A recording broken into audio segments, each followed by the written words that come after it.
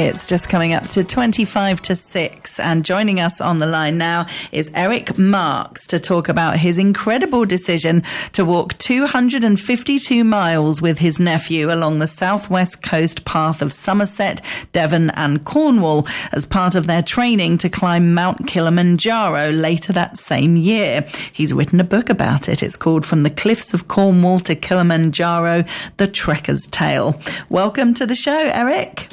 Thank you, Hannah. Oh, thank you so much for joining us. So what an amazing thing you've done, both Kilimanjaro and this walk. Have you been a walker for a while, or is this a new thing? Getting on for 50 years, backpacking, general walking down the southwest coast path of Somerset, Devon, Cornwall. And so you're used to doing a lot of walking then? It's something you enjoy? And in Spain as well, actually, in northwest Spain. Oh, fabulous. So tell me about this walk then, the Cornwall, Somerset, Devon walk. Where did you go from and to? Because I'm from the south coast of England. Okay, right. We started at Minehead. That's either the very start or the very end of the southwest coast path. Mm-hmm. It's 630 miles altogether, although we didn't do the whole thing. We did, as you say, just over 250 miles. And from Minehead, we went down, for our first phase, we went from Minehead to Barnstable. Yeah. Then back to Plymouth. My nephew was just coming up for retirement from the Metropolitan Police and had to keep going back during our training walks, to finish up, basically, before retiring properly. So then our second phase, we went back to Barnstable and walked down to Newquay in Cornwall. Yeah. And then back again to Plymouth, and then as soon as we were able to, back to Newquay, and then we pressed on with the intention of getting to Penzance.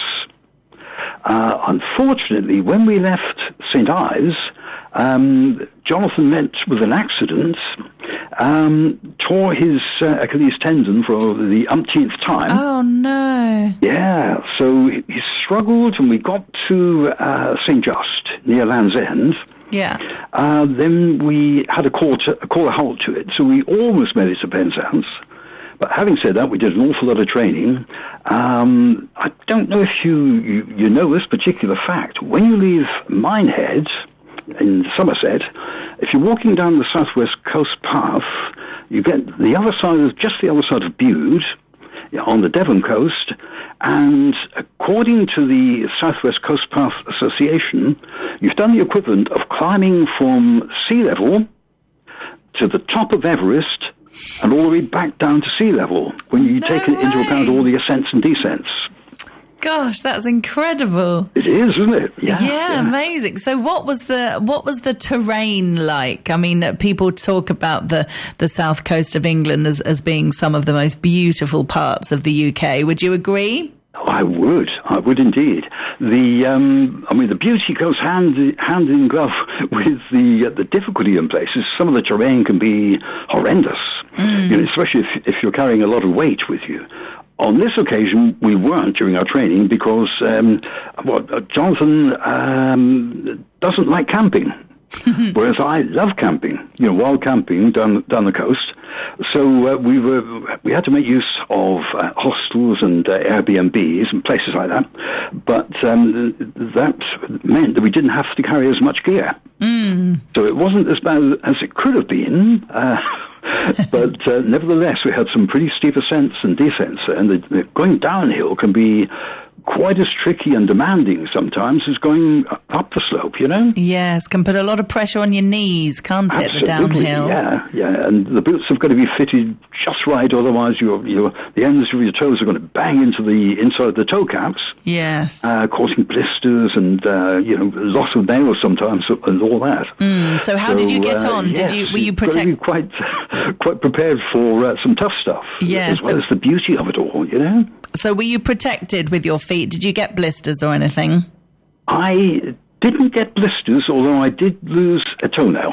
Oh, gosh. Oh, how long? And that still hasn't grown for you. I was going to say, has it come back yet? They can take ages, can't they? Oh, they can indeed. So, yes, I'm being very patient with that one. So, next month I'm hoping to do, to celebrate entering my 80th year, I'm going to walk 200 miles from Westward Ho in Devon down to Penzance. Wow. And this is, I think I've been inspired by our trip to Africa, to Kilimanjaro, met and talked to some Maasai tribesmen, and you sort of get this impression, you think they're wonderful people, and they think nothing of walking 200 miles out across the Serengeti in their 80s. Oh, so it's amazing. I can do that. I mean, it's a lot tougher on the coastal footpath because the Serengeti is relatively flat in comparison. But I thought I'd like to do that just to see if I'm up to that. As I say, my 80th year. Oh, that's wonderful. I feel that I can do it, but time will tell. Oh, good for you. I bet you can. So tell me about the climbing of Kilimanjaro then. What was that like? Well, now we're on to the big topic. The climb itself, I mean, you can do one of 4 different routes. Jonathan, who booked the trip, didn't realise at the time he was booking in a trip that involved camping. In fact, right. 3 out of the 4 involved camping. On the one called the so-called Coca-Cola route, there you have huts. And although you've got people jammed in there, and you might suffer a marathon of snoring. He would find that easier than wild camping. Well, organised camping, shall we say, going up different routes. So looking at the plan for that, you start on the Monday and you finish midday on the Saturday. So it's quite a walk up there and back again. And so we were on the Maasai route, which is reputedly the steepest, but the most scenic. Okay. So we started out, and first of all you go through a rainforest. That takes a few hours. And that takes us then to the first campsite. And so we're on the edge of the rainforest, so you can see the beautiful night sky, and we camp there for the first night. Absolutely dark there. I've never experienced darkness like it, apart from going down a Welsh coal mine, and that was incredibly black indeed. But so then the second day we pressed on and got up to the first of the volcanic cones. That one now is extinct, although the main cone is still potentially active. It's a dormant cone. So we got up to that one. That was our second night of camping. You go through different zones. You're going through like moorland type scrub, and interesting bushes and shrubs growing. And then you start getting up into more of an arid area. So that second night of camping took us just out of the moorland type terrain and then into this more arid situation. Then on the next day we climbed up to the lava tower, and then by that time we're going into more of a lava desert. And from there we sort of stopped there for lunch, and then we went right down, which is always a good idea if you can get down to a level to sleep lower than where you've been trekking to that day. It helps you counter the effect of altitude. Right. So and did it work? Up down to the Barranco camp. Then overnight we stayed there, and then we were looking across the valley at this great wall of rock called the Barranco Wall, and we had to scale that the next morning, and it looked horrendous. Luckily, we didn't have to go up vertically. There is a diagonal track going up, but they do warn you, you need a head for heights. And one or two people in different groups ahead of us had to go back. They didn't like it at all, so they had to be taken back, actually, to the starting point, Arusha City. So we got up to the top of the Barranco Wall. Then we went across country, and it was incredibly hot. you sort of get the feeling you can feel heat coming up from the lava, which is less than half a kilometre below the surface. And then you get up, we stopped for lunch at a place called Karanga. Then we started this long afternoon struggling up. We had the great mass of the main volcanic cone on our left, great buttresses of rock. And then we got up, and by this time I started feeling the altitude. My muscles and joints all the time were great, no problem at all. Mainly because of all the training we did. But the altitude started to kick in from about 4,000 meters. And we had to get up to 5,895 meters for the summit. So anyhow, we got up to the top of this great slope, and then we had our summit camp. And what happened then, so you're trekking all day, you get to the summit camp, you have tea and biscuits, then you get a little bit of a kip before the evening meal, because you've got a dining tent. We had 23 support staff for 5 of us in the group. Oh, wow, that's amazing. Yeah, so you were well looked after. After a while, they've got to carry the water as well. You can't get the water. You can lower down to about the midpoint, and then it starts getting tricky. Then there's no water at all after that, until you get to the glaciers on the top of the volcanic cone. If you break them, then you can melt them, of course. But if you from that evening meal, we had about 3 hours sleep. Back in the tents, before we had a shout at 11:30 to go back to the dining tent, have a quick cup of tea or coffee before hitting the trail. So the whole final ascent starts at midnight, and you're going up very, very difficult, very steep, very, you can say treacherous terrain to get up to the summit. You want to get up there by about 8 o'clock in the morning. So you're traveling through the night, and you've basically got head torches on, and all you can see is this cone of light in front of you. Why do you do that during the night? Why is it important that happens during the night? Surely it's dangerous. Because of the time restraints to fit these expeditions in. They're all sort of set expeditions. You need to get up there by sort of 8 o'clock, 8:30, get a few pictures, then you come down, and then you've got to get back to the final camp, quite a long way down the mountain. And then that's the Friday. And then on the Saturday morning, quite a long morning's walk gets you back to where you started, at the gate, where you then you sort of sign out and all the rest of it. And then the transport's waiting to take you back again to the point where you started, back to the base town or city. Gosh, so it's all very, very organised then. It is, but you don't get that impression. Now, going back to that business about 3 hours sleep before you get a shout to go up, I then hit a real brick wall. Because we got back there, and Jonathan, who hadn't been sleeping very well during the evenings, the nights coming up to this, was in his sleeping bag, and I could hear him just snoring very gently. I thought, I'm not going to interrupt him. I'll be as quiet as I can, get my boots off, get into my sleeping bag. So I bent forward trying to undo my boots, and the altitude really hit me. And I thought, my goodness, I'm going to die.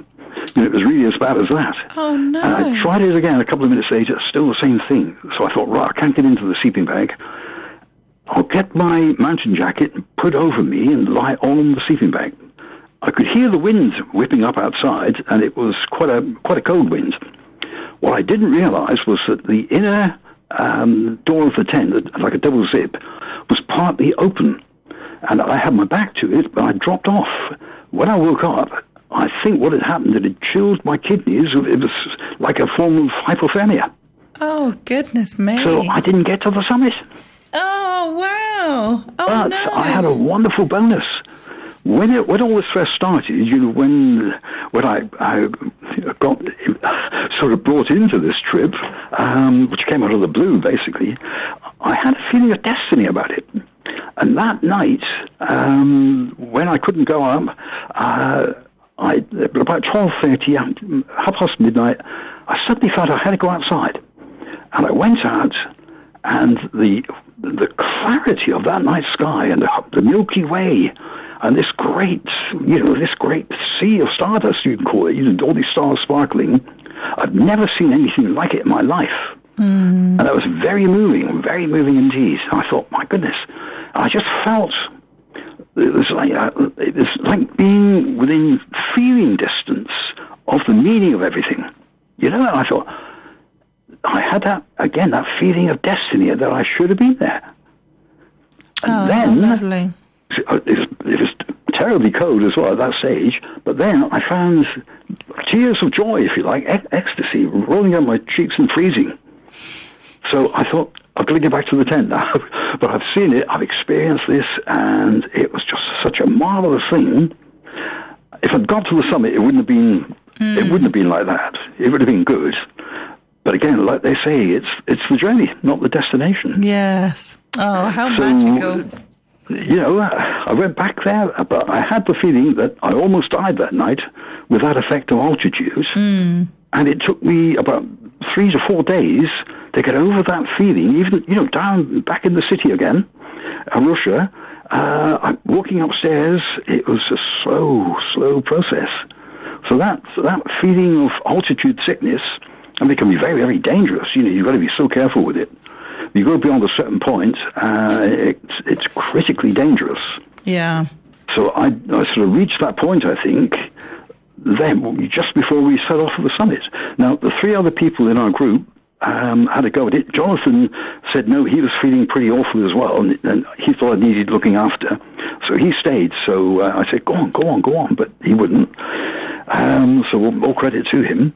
But the 3 others who set off with the guides on that night journey, one of them came back within an hour, and was a young lady, very tearful the next day. She, really felt that she'd let herself down. Oh. The other 2 went on with the guides.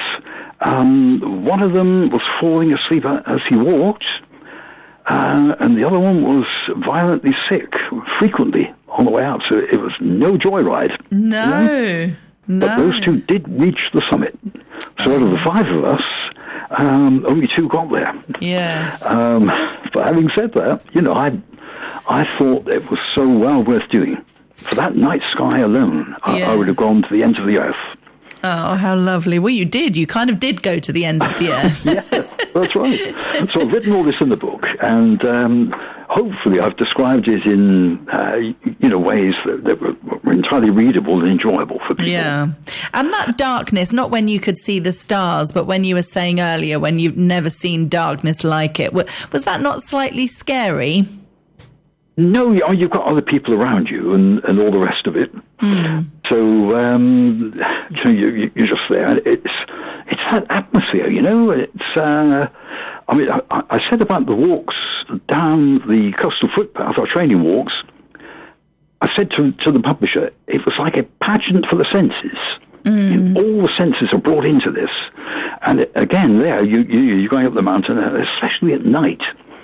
Your senses are so alive, so keen, that you think, God, this is really living. You talk about mindfulness these days, and that was it. That was the essence of mindfulness for me. Yeah. Absolutely beautiful. Fabulous. So what's next for you? You said you're going to be doing something else. Well, yes. The big one, hopefully next month, is the 200-mile one from Minehead, from Westward Ho down to Penzance. Yeah. Westward Ho in Devon. But before that, I want to do a quick training walk, get back into it. I'm going to do Bridgewater, so I'll go up to Bridgewater by train, walk down the River Parrett to the Bristol Channel, and then, apparently that's a really good walk. And then at that point, I pick up the New England Coast Path, which is about 2,000 miles long. Fabulous. Don't think I'll ever do that one, but you never know. So you reach the Bristol Channel, turn left, walk along the coast a few miles, then you can turn inland and go up over the Quantock Hills. Following the footpaths of Wordsworth, the poet Wordsworth in Coleridge. Oh, who great. spent so much time there and wrote such wonderful poems in that area.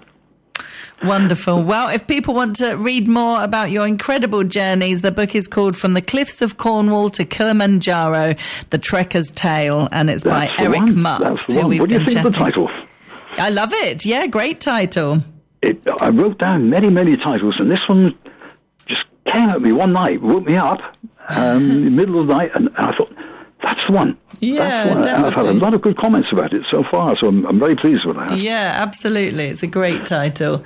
Well, it's been a real pleasure to chat with you, Eric. Thank you so much for joining us, and keep doing what you're doing. What an inspiration I hope so. you are. I've got, at 80, coming up for 80, I've only got another 15, 20 years of backpacking, so we'll see what happens.